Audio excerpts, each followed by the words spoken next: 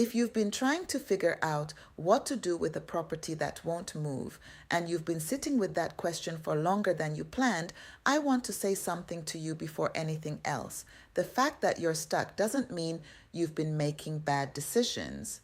It usually means the opposite. Most of the sellers I talk to are people who did what they were supposed to do. They looked into their options. They tried what made sense. Maybe they went through an agent. Maybe they listed it, dropped the price, waited.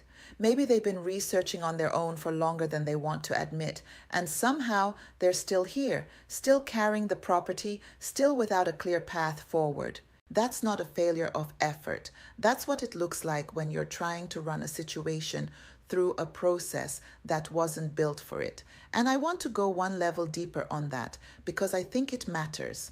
There's a quiet thing that happens to sellers who've been carrying a property for a while. At some point, the stuck feeling stops being about the property and starts becoming about them. There's a version of, why haven't I figured this out yet? That turns into, maybe I'm the problem. I hear it in the way people describe their situation. They'll say things like, I've been meaning to handle this, as if it's a task they keep putting off because they're not organized enough. Or they'll say, I should have dealt with this sooner, as if the right decision was obvious and they just failed to act on it. That's not what's happening. What's happening is that the situation is genuinely complex. The options are genuinely unclear. And the process most people were told to use genuinely doesn't work for a property like theirs. That's not a character issue. That's a structural one. And the sooner that distinction is clear, the more clearly you can look at what actually needs to happen next. Here's what most people don't know about how property sales actually work. The traditional process: list the property, find a buyer through an agent, close through conventional financing. That process has requirements, hard requirements. The property needs to be in a condition that a conventional lender will approve. The buyer needs to qualify for a specific type of loan. The title needs to be clean or close to it. The timeline needs to match what that type of buyer needs. The deal structure is fixed: cash at closing, standard contingencies, standard inspection. When all of those variables line up, the process works well. It was built for exactly that situation. But there's a whole category of properties and a whole category of sellers where one or more of those things don't line up. The property needs work the seller can't afford to do before it goes on market. The timeline doesn't match what a conventional buyer needs. There's something attached to the situation, financially, legally, structurally, that the standard process doesn't have a mechanism to handle. In those cases, the traditional process doesn't just struggle, it fails every time. Not because anything went wrong, because it was the wrong process for the situation.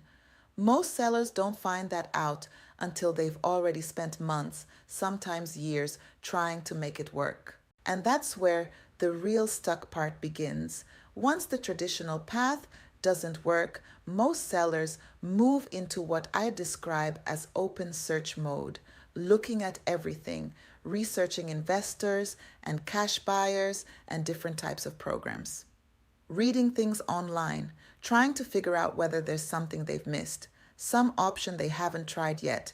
That's going to be the one that finally works. And here's what happens in that mode that most people don't recognize while it's happening. The research starts to feel like progress. You're doing something, you're gathering information, you're being thorough, which feels responsible. And every new piece of information opens a new question.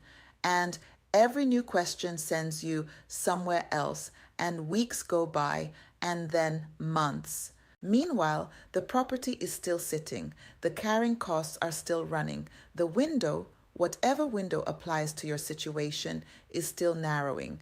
And the research hasn't produced a decision. It's produced more research. That's not a discipline problem. That's what happens when someone is genuinely trying to make a responsible decision in a situation that has too many variables and not enough clarity. The human mind, when it can't find a clear answer, keeps looking for one.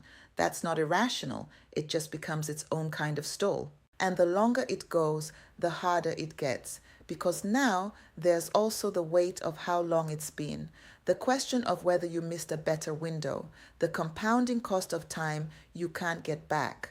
All of that layers on top of the original decision and makes it heavier. Here's what I want you to understand, and this is the thing that changes how people think about their situation when they finally hear it plainly. You probably don't have as many real options as it feels like you do. When you're in research mode, it can feel like there are dozens of paths and you just need to find the right one. Let me make that concrete. A seller with a property that needs significant work, that doesn't qualify for conventional financing, and that they need to move within a defined time frame, that seller is not facing 20 options. They're facing something like this. There are buyers who require conventional financing, and that path requires the property to meet conditions it currently can't meet. There are cash buyers, and that path comes down to the right buyer pool for the specific deal structure. And there may be a creative structure, seller financing, or something similar that fits if the numbers line up. That's not 20 things. That's 2 or 3 real questions.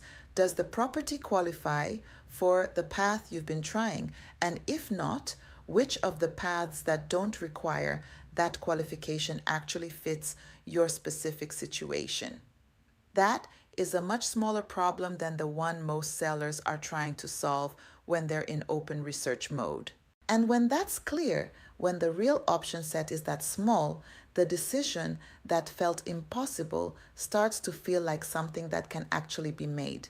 The reason I'm spending this much time on this before anything else is because the videos on this channel are not going to try to convince you of anything. If you've been carrying this property and you're ready to start understanding what actually moves a situation like yours, not in general terms, but specifically, stay with us. That's exactly what we're going to get into.